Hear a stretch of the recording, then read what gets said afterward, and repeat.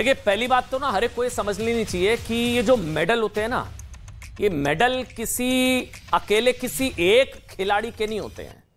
ये मेडल ना 140 करोड़ भारतीयों, पूरे देश, पूरे हिंदुस्तान के होते हैं, किसी एक अकेले खिलाड़ी के नहीं होते हैं। जब एक खिलाड़ी देश के तिरंगे तले कोई मेडल जीतता है ना, तो जितना हक उस मेडल पर उस खिलाड़ी का होता है ना, उतना ही हक देश के लोगों का भी होता है।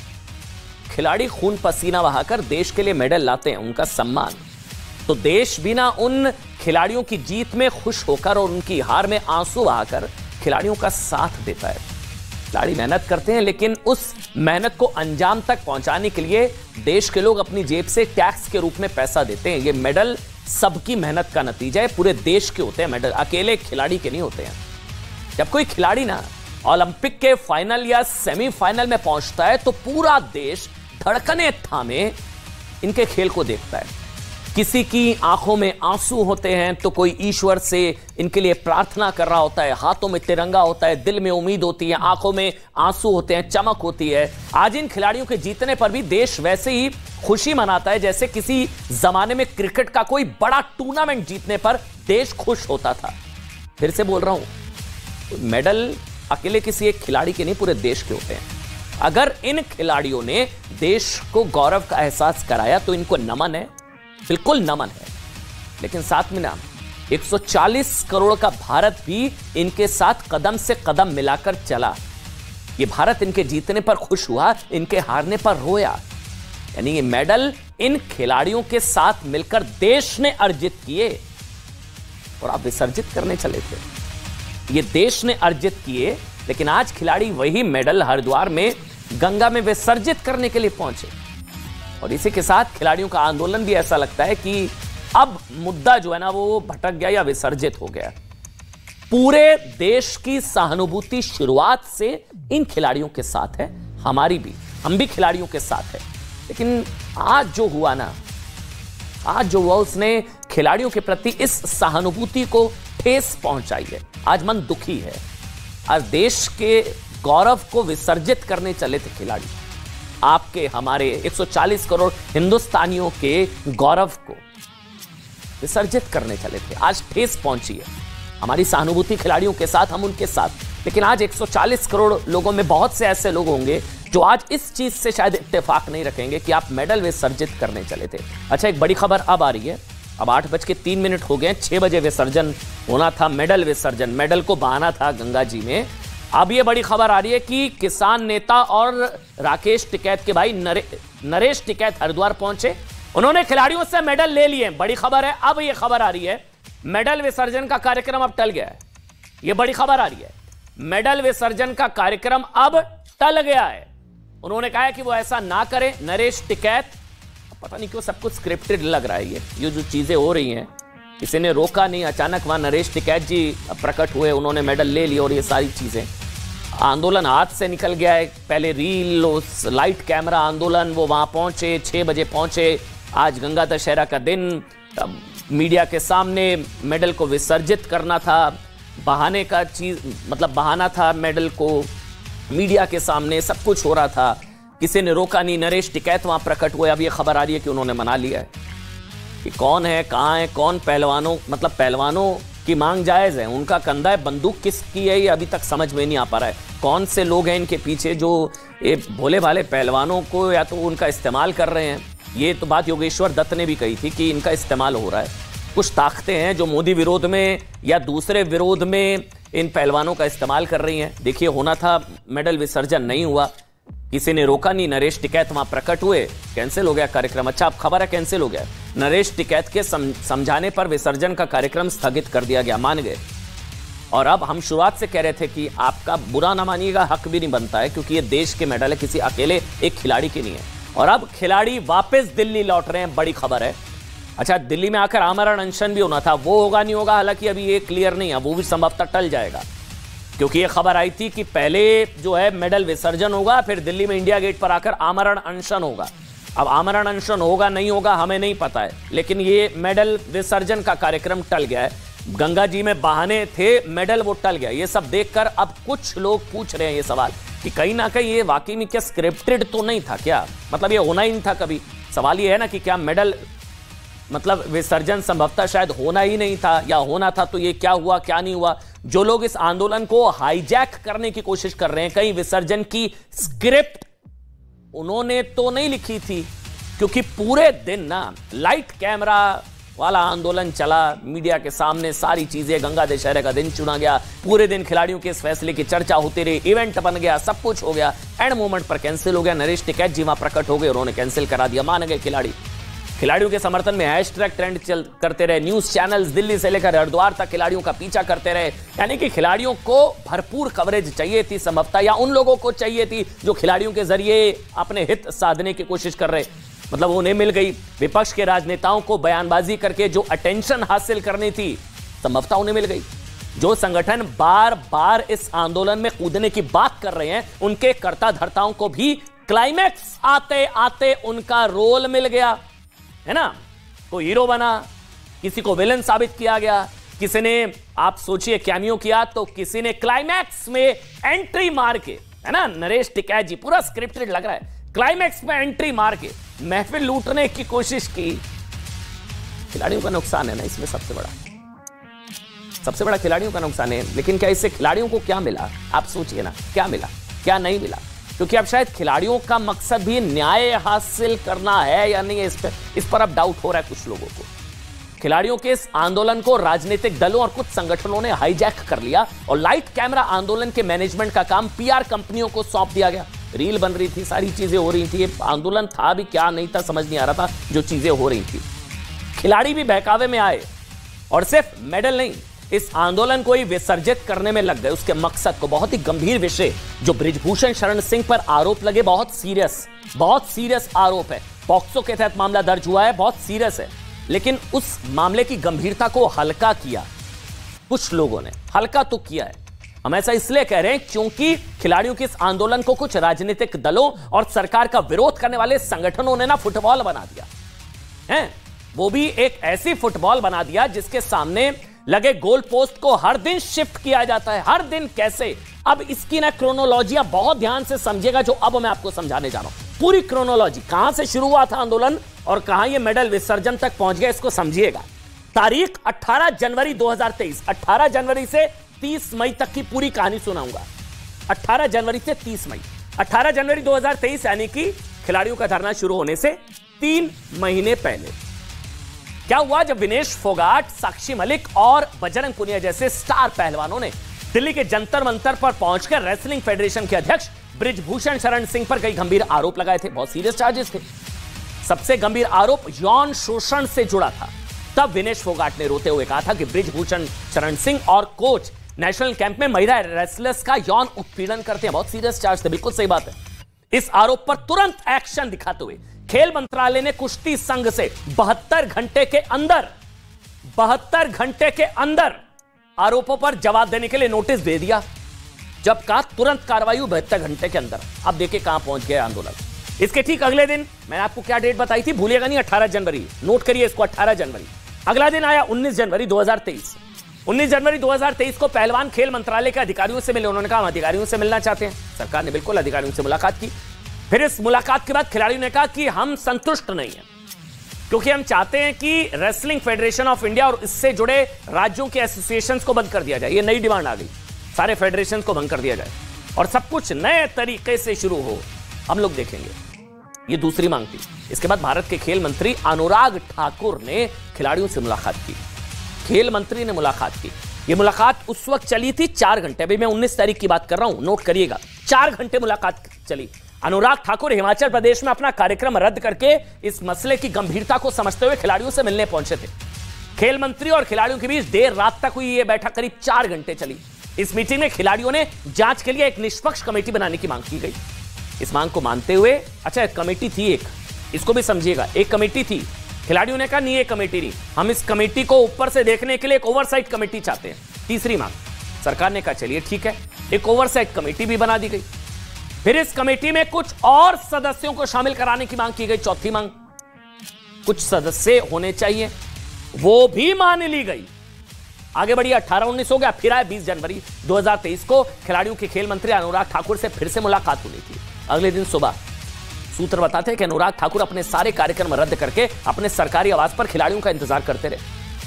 खिलाड़ी मिलने नहीं पहुंचे। खबर आई कि पहलवानों ने बातचीत से मना कर दिया।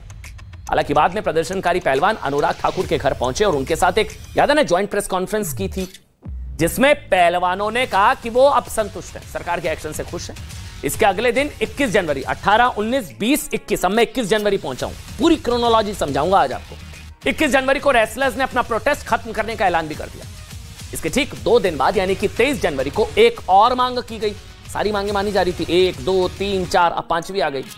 दरअसल भारत की महान मुक्केबाज मैरी कॉम की अध्यक्षता में ओवरसाइट कमेटी बनाई गई, जिसमें ओलंपिक पदक विजेता पहलवान योगेश्वर दत्त समेत 5 सदस्य थे।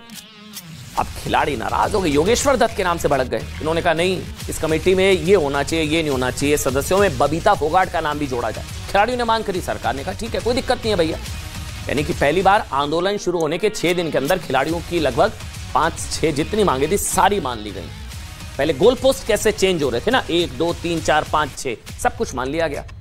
ओवरसाइट कमेटी ने जांच शुरू कर दी, लेकिन बजरंग पुनिया, विनेश फोगाट और साक्षी मलिक जैसे बड़े खिलाड़ियों ने कुछ अहम टूर्नामेंट से खुद को दूर कर रखा। खिलाड़ियों की मांग पर जांच शुरू हो चुकी थी। कायदे से खिलाड़ियों को अहम टूर्नामेंट्स में भाग लेना चाहिए था, देश के प्रति अपना फर्ज निभाना चाहिए था, लेकिन इन बड़े खिलाड़ियों ने ऐसा नहीं किया। जानते क्या हुआ? इससे देश को भी ना एक बहुत बड़ा नुकसान हुआ, क्योंकि 28 मार्च से 2 अप्रैल के बीच देश की राजधानी दिल्ली में 2023 के एशियन रेसलिंग चैंपियनशिप्स का आयोजन होना था, जिसे भारत होस्ट कर रहा था। लेकिन भारत में चल रहे विवाद की वजह से यूनाइटेड वर्ल्ड रेसलिंग, जो कि कुश्ती की वैश्विक संस्था है, उसने इस चैंपियनशिप को दिल्ली की जगह कजाकिस्तान में शिफ्ट कर दिया। अब सोचिए, अगर दिल्ली में यह इवेंट रद्द नहीं होता तो बहुत सारे युवा पहलवानों को भारत की जमीन पर पहलवानों की एक अंतर्राष्ट्रीय प्रतिस्पर्धा को करीब से देखने का मौका मिलता, काफी कुछ सीखने को मिलता। नहीं, आगे बढ़िए। तारीख है 21 मार्च, एक और मांग आ गई न्यू। इतना कुछ होने के बाद 21 मार्च को विनेश फोगाट और बजरंग पुनिया ने खेल मंत्रालय से इंटरनेशनल ट्रेनिंग कैंप में जाने की अपील की। एक और मांग, इस मांग को पूरा कर दिया गया। इस मांग को पूरा करते हुए बजरंग पुनिया को किर्गिस्तान में 16 दिन की ट्रेनिंग, विनेश फोगाट को पोलैंड में 11 दिन की ट्रेनिंग के लिए भेजने की तैयारी खेल मंत्रालय ने करवा दी। सूत्र बताते हैं कि सारी तैयारियां हो जाने के बाद दोनों ने जाने से मना कर दिया। ये मामला इतना प्लेन नहीं है जितना लग रहा है आपको। इसके बाद आगे बढ़िए, 23 अप्रैल एक नई डेट आती है, एक नई मांग आ जाती है, 7वीं 8वीं समझ लीजिए आप। गोल पोस्ट बदले गए। कहां से शुरू हुआ था आंदोलन? भूलिएगा नहीं, नॉर्मल जांच से। उसके बाद आते आते फेडरेशन भंग कर दो, ये कर दो, वो कर दो। 23 अप्रैल को विनेश फोगाट, बजरंग पुनिया, उनकी पत्नी संगीता फोगाट और साक्षी मलिक जंतर मंतर पर धरना देने पहुंच गए। सारी मांगे लगभग मान ली गई, फिर भी धरना देने दोबारा पहुंचे। सारी मांगे मान ली गई थी। शुरुआत में थे सिर्फ 4 लोग थे और इसमें से 3 लोग एक ही परिवार के थे। इसके 2 दिन पहले इनकी तरफ से कनॉट प्लेस पुलिस स्टेशन में एफआईआर के लिए एक शिकायत दी गई थी। जंतर मंतर पहुंचते ही साक्षी मलिक ने आरोप लगाया कि 2 दिन से पुलिस ने कोई एक्शन नहीं लिया, जबकि शिकायत करने वाली 7 महिला खिलाड़ियों में से एक नाबालिग है, यानी कि ये पॉक्सो का मामला बनता है। बिल्कुल ठीक। 25 अप्रैल को सुप्रीम कोर्ट, क्या हुआ वहां पर? प्रदर्शन कर रहे रेसलर्स की याचिका पर सुनवाई को तैयार हो गया। सुप्रीम कोर्ट मांग थी एफआईआर हो जाए, हो गई एफआईआर, जिसमें ब्रिजभूषण सिंह के खिलाफ एफआईआर दर्ज करवाने की मांग की गई थी। यह मांग लेटेस्ट थी, हमको लगा इसके बाद शायद अब सारी मांगे मान ली गई हैं। रेसलर्स ने वकील के तौर पर कपिल सिब्बल जी का नाम चुना, जो काफी महंगे वकील माने जाते हैं। मामले की सुनवाई 28 अप्रैल को थी। सुनवाई के दौरान सॉलिसिटर जनरल तुषार मेहता ने कहा, सुप्रीम कोर्ट ने बताया कि दिल्ली पुलिस आज ही इस मामले में एफआईआर रजिस्टर कर रही है। लीजिए, आपकी मांग थी, यह भी मान ली गई है। एफआईआर, शिकायत करने वाली महिला खिलाड़ियों की सुरक्षा भी सुनिश्चित की गई। एफआईआर हो गई, सिक्योरिटी दे दी गई, कमेटी बना दी गई, ओवरसाइट कमेटी बना दी गई, जांच बना दी गई, सारी मांगे मान ली गई। यानी कि शुरुआत हुई थी निष्पक्ष जांच की मांग से, फिर मामला ब्रिजभूषण को पद से हटाने, फिर उसके बाद सांसद पद से हटाने, फिर ओवरसाइट कमेटी में, फिर ओवरसाइट कमेटी में पसंद के लोगों को शामिल करने की मांग, फिर फेडरेशन भंग करने की मांग, फिर एफआईआर की मांग और 28 तारीख को नए संसद भवन के बाहर मार्च निकालने की जिद ने दरअसल खिलाड़ियों से उनकी जमीन ही छीन ली। पुलिस ने पहलवानों को जंतर मंतर से हटा दिया और आज खिलाड़ी अपने मेडल गंगा में विसर्जित करने के लिए हरिद्वार पहुंचे। अब नहीं होगा, कैंसिल हो गया वैसे कार्यक्रम। आज न्यूज 18 इंडिया ने भारतीय कुश्ती संघ के पूर्व अध्यक्ष ब्रिजभूषण शरण सिंह से हमने बातचीत की। हमने उनसे पूछा, ये उन्होंने कहा कि खिलाड़ी क्या कर रहे हैं, लगातार अपनी मांग बदल रहे हैं। और ये सब खिलाड़ी किसी और के इशारे पर कर रहे हैं। बृजभूषण शरण सिंह, सुनिएगा बहुत ध्यान से। ये खुद नहीं जानते हैं। अभी इसी बीच में एक सज्जन मिले, नाम नहीं लूंगा, जो कुछ बातचीत इन लोगों से कर रहे थे। मैंने उनसे पूछा कि तो क्या परिणाम क्या निकला? तो उन्होंने कहा भाई ये लोग खुद नहीं जानते हैं कि मुझे क्या चाहिए, ये अपने हाथ में है ही नहीं है, ये दूसरे के हाथ में है। ये खुद अपने मालिक नहीं है, इनका कोई मालिक दूसरा, ये खुद कंफ्यूज है कि ये चाहते क्या है। अब देखिए सरकार का भी ये पक्ष है भाई, 4 मई को जब सुप्रीम कोर्ट ने कहा कि याचिका में रखी गई एफआईआर और सुरक्षा वाली दोनों मांगे पूरी हो चुकी हैं, इसलिए हम इस मामले को बंद कर रहे हैं।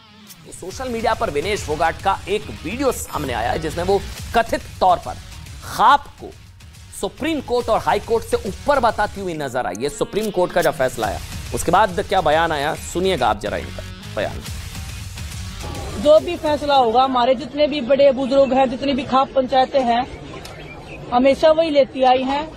हर सुप्रीम कोर्ट से, हाई कोर्ट से पहला फैसला हमारा जो भी होता है, हमारी खाप पंचायतें लेती हैं।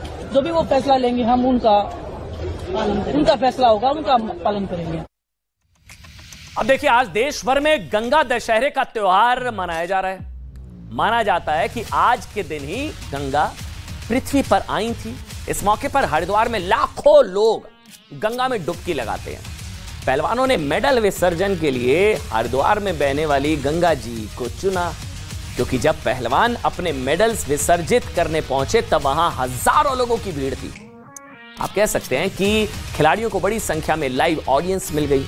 न्यूज चैनलों के कैमरे पहले से मौजूद थे और अब यूट्यूबर बन चुके कुछ भूतपूर्व कथित पत्रकार भी वहां भटक रहे थे, यानी कि टीआरपी का पूरा मसाला मौजूद था।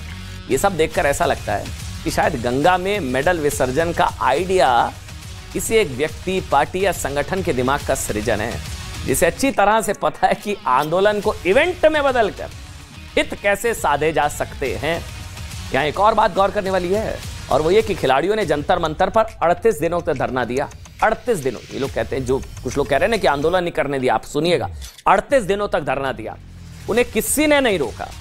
प्रदर्शनकारी पहलवानों ने इंडिया गेट पर कैंडल मार्च निकाला, किसी ने नहीं रोका। खिलाड़ी कनॉट प्लेस गए, किसी ने नहीं रोका। खिलाड़ी गुरुद्वारे गए, किसी ने मना नहीं किया। लेकिन 28 मई को जब देश की नई संसद का उद्घाटन हो रहा है, सुरक्षा चाक चौबंद है, इलाके में धारा 144 लगी हुई थी, तब पहलवानों ने नए संसद भवन के सामने मार्च निकालने की कोशिश की।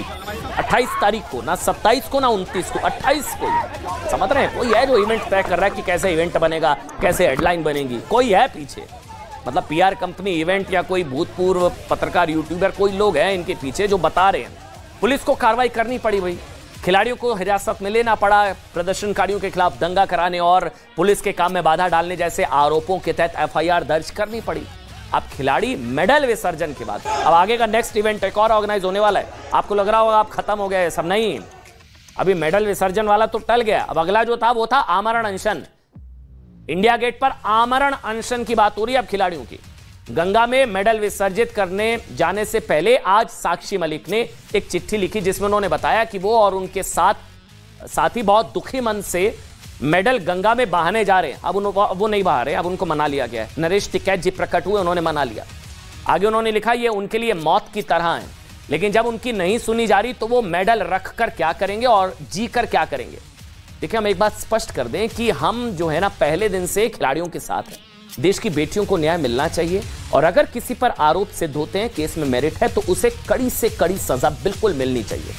कानून से बड़ा कोई नहीं है, कोई भी नहीं है, ना ये है ना कोई सांसद है, कोई नहीं है, ये भी नहीं है और वो भी नहीं है, कोई भी नहीं है।